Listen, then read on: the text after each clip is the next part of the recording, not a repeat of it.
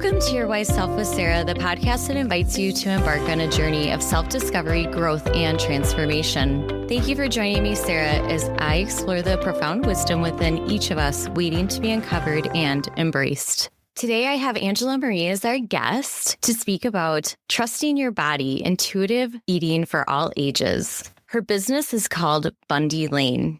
The name holds a meaningful story rooted in Angela's transformative years on Bundy Avenue in Los Angeles, where she lived during her 20s.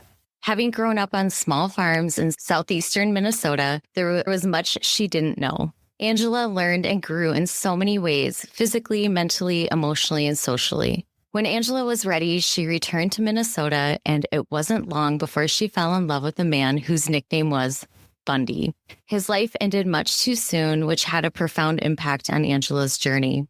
Navigating grief and rediscovering who she was resulted in a shift towards a more balanced approach to her life. Nurturing the much neglected spiritual and energetic aspects of her life led to exploring the metaphysical, with her intuition guiding all the way. Once Angela had healed herself with the help of a variety of professionals, she found herself wanting to help others on their individual healing paths, focusing on the energetic aspects. Angela took classes with Echo Bodine and Carol Lowell to better understand several metaphysical techniques and topics, including energy healing. With a few foundational teachings and a lot of practice with beautiful souls, Angela created her Healing Plus Insight sessions.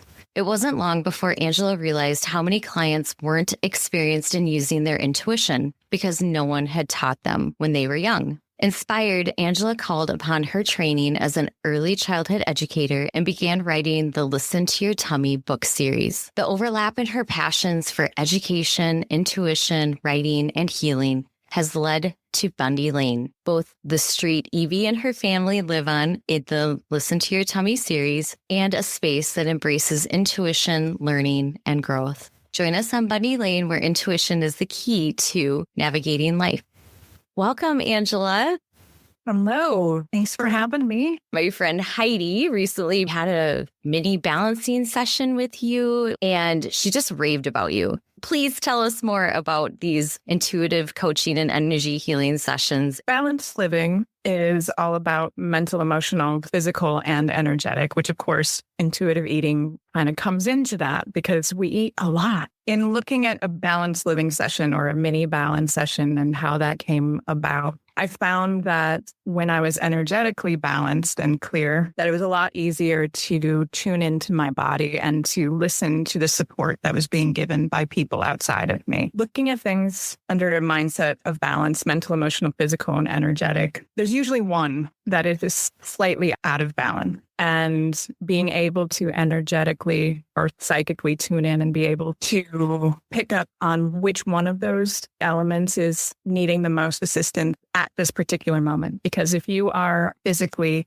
it's going to affect every other part to varying degrees. After my boyfriend had died and it had been a couple years, I was just feeling stuck. And I had never talked to a psychic, never done anything energetic in that particular way. And it was suggested I give it a shot.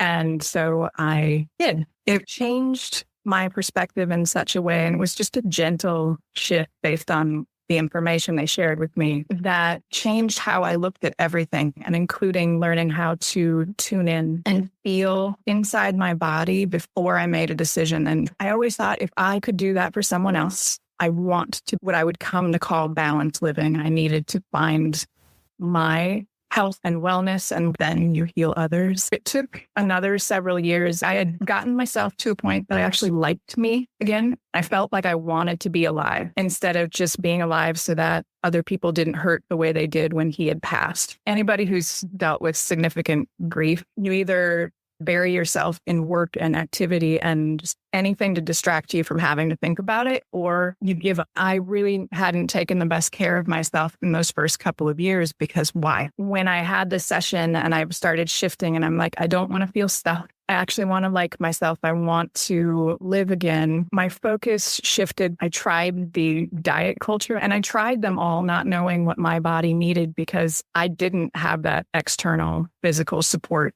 physical health professional who was actually focused on me at that point. So the only thing I haven't done yet that I've been curious about is trying something energetic. And maybe there's a block in my system that needs to get worked in a different way. And Eastern medicine, like acupuncture, was always something I was curious about. So I gifted myself a package of acupuncture and came to find, there was a lot in there. It had a lot of release and emotional release, and heavy stuff came up that I needed to deal with that support. It was a great jumpstart, but it got me to the point of thinking, I want to continue this, but I want to continue it on a nutrition. And this is why I love a community of support and the idea of community of support, because in the same office that the acupuncturist was in, there was a holistic health practitioner who utilized ion cleanse foot baths and muscle testing and nutritional programs that were customized to each individual by tuning into your body through muscle testing, through energetically connecting and being able to see how my internal organs were working and what was out of balance, having short programs like 6 to 8 weeks to really detox the systems and get them working together again. My goal wasn't at that point to lose weight, because I realized that if I was well, that the weight wouldn't need to be there anymore. Because I did recognize that I was holding weight as a shield, as a protection. If you saw me through my weight and you liked me, then you saw me. And so I could trust you. If you judged me solely based on my physical appearance, then it was an easy way to say, then I don't want to spend time with you anyways, right? And recognizing that I needed to shift that mental, emotional aspect, but I needed to know where that even came from. With the holistic element of a holistic health practitioner, you're looking at like genetic predispositions, if there's alcohol or if there's depression, and there's a lot of stuff in most families. Knowing what you're working with, looking at your individual history and being able to go back and consider when these unhealthy patterns originated and being able to work through that. And whether there was a mental health professional that was able to help at that time, that would be an additional layer that could have gone on. This is a pivotal point in your journey where you are taking these different avenues. The thing that really is clear for me, and I want to remind our listeners that it's not a clear path always to healing, and that by trying different things can bring in what is needed, and you can decide using your intuition to say, yeah, that worked. Yeah, that didn't work. So you can evaluate it from that standpoint. It's this wisdom that you gained is really shining through, and I can see why it brought you to this space of wanting to help others with their intuition. We live in this space where people are feeling a lot of pressure to try a lot of different things. I even feel myself as a health coach that there's so many things out there, and really people need to work with what works for them. It's going to be a little bit of trial and error. Like we said, there's not a straight path, playing off of my whole purpose of this podcast, tapping into people's own wisdom. You've outlined here for us how your struggle helped bring you to this path and opportunity to help other people, helping people trust their bodies and trust themselves, whether it's around food or anything in their life. What are the first steps of shifting that mindset into trusting ourselves? It's making the connection, giving your physical brain the actual words or visualization, tuning into your internal cues. And there's a wide variety of ways to go at it, but acknowledging really is the first thing, because people don't always acknowledge that there truly is something going on inside them. Shifting your mindset to it's always there and thinking of it as a muscle. And if you don't use it on a regular basis, may or may not be as trustworthy as you would like it to be. First, just acknowledging that it's there and that maybe it's a more useful tool that you can use on a regular basis. So the initial mindset is actually acknowledging it, and then finding a tool or a resource like Evie Listens, or I referenced the first psychic reading that I'd gotten, and it was Jody Levon, who she was on Twin Cities Live as a frequent guest. And she was talking about her book, which was teaching about how you feel the energy of a yes inside of you. And that was my first foray into what it is to tap into your intuition. I found that Echo Bodine, her teaching from A Still Small Voice, and then having taken classes with her later, just added in some different layers that my brain really liked, because I always have been both academic and spiritual, and my brain likes data. So when I acknowledged this feeling inside and what was happening, I would just try it every day. I would listen to my intuition to pick what snack or make simple little decisions, like should I take the long way or the short way? And finding that if I was told to go the slower way, there was usually an accident on the short, or there was something else I needed to do. And my brain started picking up on that. And when it started picking up on those things in my day-to-day life, it also went back through my entire life and was putting the pieces together. That's why you didn't go there. And that's why you shouldn't have done that. So that my brain had a data set.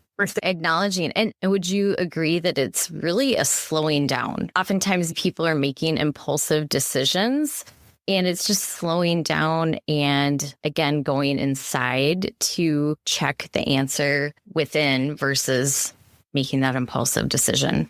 The art of the pause. Everything you do on any level is a practice.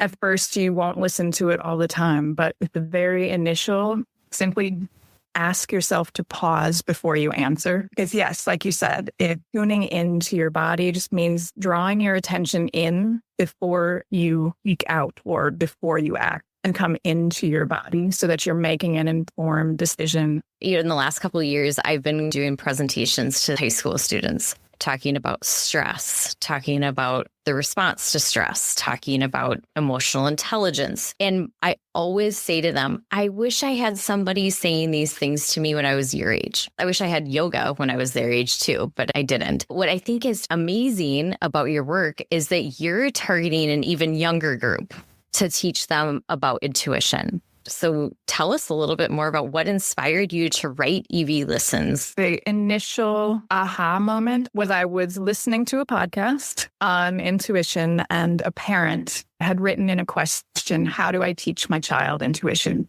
And the initial answer of the hosts was, I don't know. And as soon as those three words came out in my mind, I thought, I do. I remember being a child, but also I was trained as a teacher, and I've always been able to simplify things so that they make more sense to anybody. And I had this idea, and I just ran with it. The hosts, by the way, eventually went on to share that the way they learned was through modeling. The adults in their lives who actually knew these things and encouraged these things were showing how they used it rather than telling.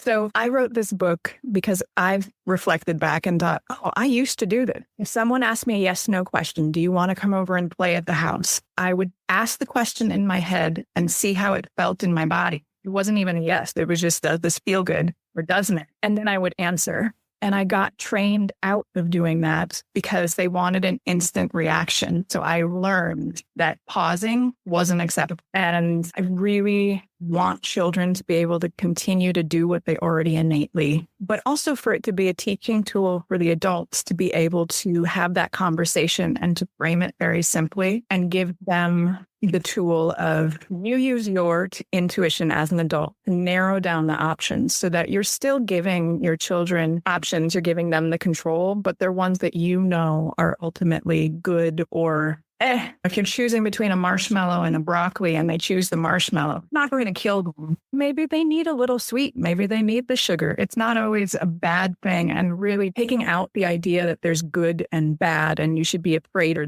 shoulds, taking the shoulds out of it and being, here are the options. Some of these will make your body feel good. Being able to talk about it in that way. A few minutes after you eat, how are you feeling now? If they ate a bag full of marshmallows, they're probably feeling queasy, but it tasted good at the moment. We won't do that again. And being able to have those conversations here, if you can say, how does your tummy feel? Or you can actually encourage them to pause. I learned about my intuition type through human design. So listening to you talk about how you take a little bit of time to respond, that's, at least from what I understand about intuition, that's actually quite typical of most people, that most people need a little bit of time to process and check in. Or when people are impulsively responding to a question, it may not always be the right answer. And then they're having to backtrack or cancel on friends or whatever it is. So by teaching these children very young to learn how to tune into their own wisdom,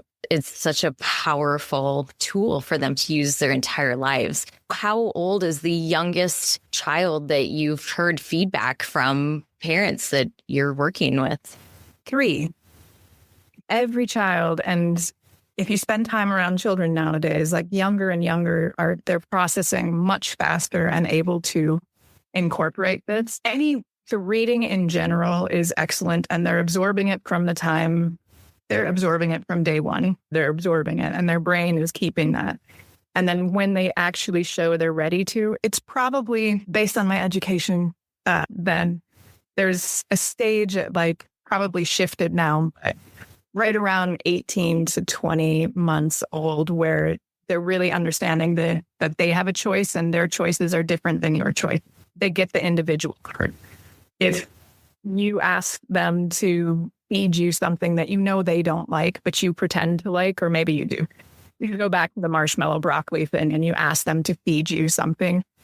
And if they give you the broccoli because you really like the broccoli, even though they don't, then you know that they've made that cognitive switch.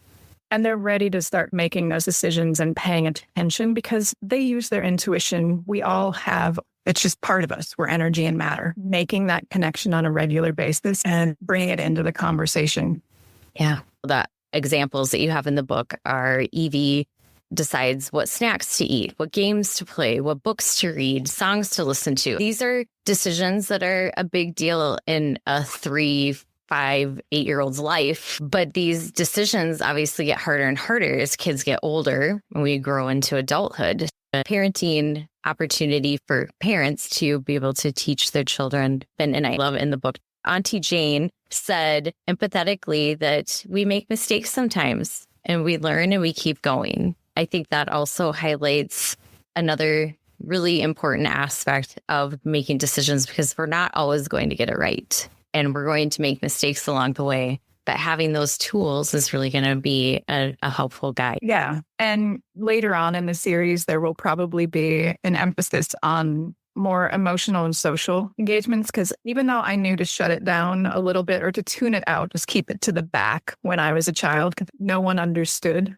When it came to social situations, there's one that I remember very clearly where there were activities going on at a particular gathering where I was, and inside I knew I shouldn't be there. And I was able to trust that and be strong enough to leave. And you're not always going to be there as a parent or caregiver. And this works for teachers as well to be able to help you diffuse emotional situations. But it also allows you, like I was saying, in a social situation for a child to be able to feel confident in making their decisions and not just follow along that old, if your friends were jumping off a bridge, would you jump off? To be strong enough to say, yeah, no, that does not feel like a good thing for me. And knowing based on experience that the more you listen, even for the little things, it might not make sense right away why you were guided not to do something, but it will in time. That's why you listen every day, you rarely go astray, is like a muscle. When talking with children and even adults about the consequences of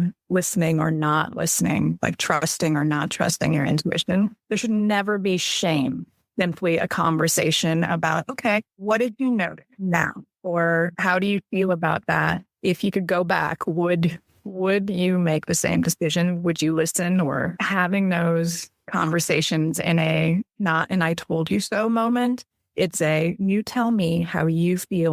It was funny. I was just literally having this conversation with somebody recently about I got the caramel roll at the bakery. I know I shouldn't, but it really reminds me of this important person in my life. It really just feels comfortable. There's some comfort in it. And, it makes me wonder in those cases where it's get the roll, have the cake, but can you cut it into 4 pieces and just have 1 piece each day or something like that? Do you feel like that plays a role in intuitive eating, that to allow yourself to have some of it, but not necessarily all of it? And what that alludes to is taking the should out of it. It's taking shame out of the food option. Yeah, you're right. Sometimes it sounds good and it looks good and you pick it up. Yeah, but you can portion it out. You shouldn't feel bad for having a treat. You might share it. If I'm looking at dessert at the end of a night or end of a meal and there's someone else with me, I'll ask my intuition if I should have dessert. And oftentimes it's yes, but I can share the dessert. Or maybe I just need a bite of it and I can take the rest home and portion it out. Trusting in that, my body always feels good at the end of it. And becoming mindful of how your body feels after. What I will say is you mentioned balance, and what I've found in my experience and I've seen in others, the more balanced you are, or the focus on wellness rather than weight loss or that part of it, I stopped craving things.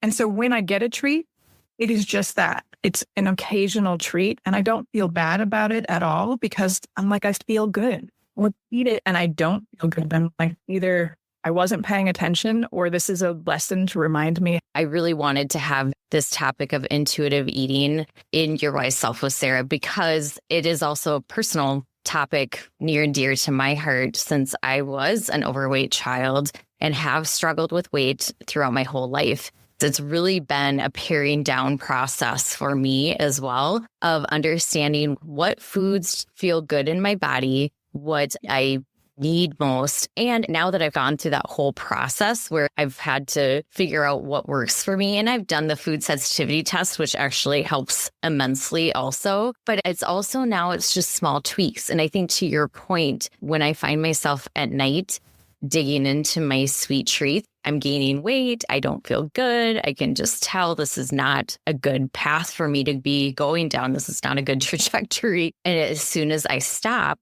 craving it. I wake up and I allow myself to eat breakfast a little bit earlier and I feel 100 times better. I wanted to bring in at a deeper level how other people understand that they can bring this in as a choice and empower them to understand and trust their bodies, trust their own inner wisdom. How do you work with people in a session? I will ask if they have a specific goal or focus in mind. And oftentimes people are coming because they know they need something. They just don't know what it is. So I'll tune in energetically and I will go with the information that is shared with me. It's very specific and for your highest good is how I think of it, of how best can I help this person where they're at right now. It is physical. Oftentimes, yes, eating will come into that because it's part of how they're treating their body and what they're giving their body. And if there's any additional support, is it time, if they haven't already, to go to a nutritionist or to work with a perhaps personal trainer or to embrace a mindful body practice like yoga, like Qigong, one of those things. And we'll discuss a little bit before I do the energy healing. The reason for the energy healing is it clears out any heaviness, but also most of us who are struggling,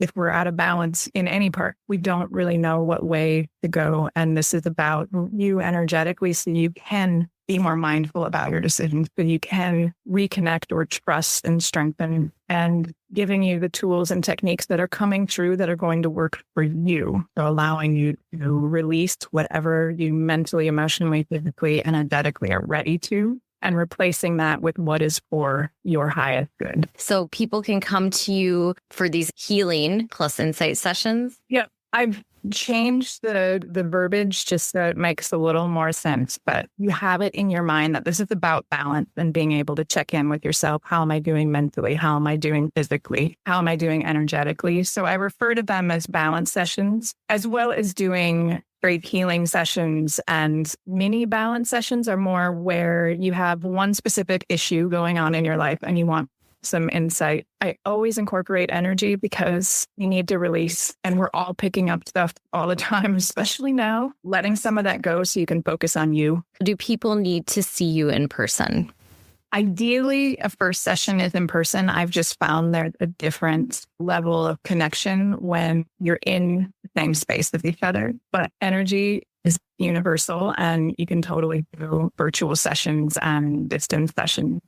You have a space in St. Paul. It's a space called the Healing Arts Collective. And so there's a studio and a private healing room. And I have classes every Wednesday. I have Wednesday refresh with the idea of in the middle of the week, you just need a little something. I invite 2 to 3 other practitioners to be there, and you can try them all for one price. It's to make it affordable and also to expose people to new things. So it could be massage, it could be energy healing with me. Then there's also Echo Bodine's new Center for Intuitive Living in Ridgefield. The place that your friend Heidi and I met is Aurapalooza, which is third Saturday of every month. And that has right around 30 different practitioners, healers, like myself, but there's artists and metaphysical stores, healers, past life regression, reflexology, Akashic records, astrology, a whole bunch of different things to explore. And then each vendor charges. Third Saturday of every month in Ridgefield. And then you have your office space for appointments in St. Paul. So now if somebody did want to meet with you online,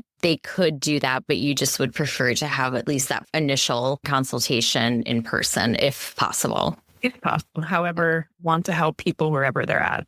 And if there happens to be something you're curious about, reaching out to me, like if there's a focus that you want to and you're curious if I can help you, we can talk about that before you book a session too. If people are just listening to this conversation and curious more about intuitive eating specifically, would that be something that people could meet with you online about? Absolutely. Great. I'll make sure to put that all in our show notes and have all the ways that people can get connected with you and all these various activities that you're a part of as well. Is there anything else you can think of that we haven't talked about that you feel is important to note? I think especially when it comes to food, it's appreciating that you're an individual and that it is going to look different for you than anyone else. So removing the shame part of it, but I would encourage you to look at focusing on trying to be well rather than focusing on a physical attribute like weight that you want to change. Because wanting quality and quantity of life over looking like a model on a magazine, you're going to be so much happier if you're focusing on being well,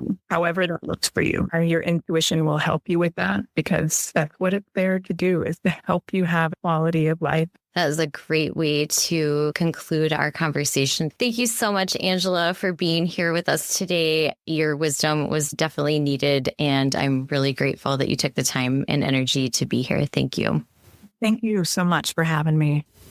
Thank you for listening to today's episode. I hope this conversation has inspired you to embrace a more balanced approach to living, one that honors your body's innate wisdom and nurtures a deeper connection with yourself. If today's episode resonated with you, please share it with a friend. It helps more people discover the show. Until next time, be kind to yourself, listen deeply, and keep tuning in to your wise self.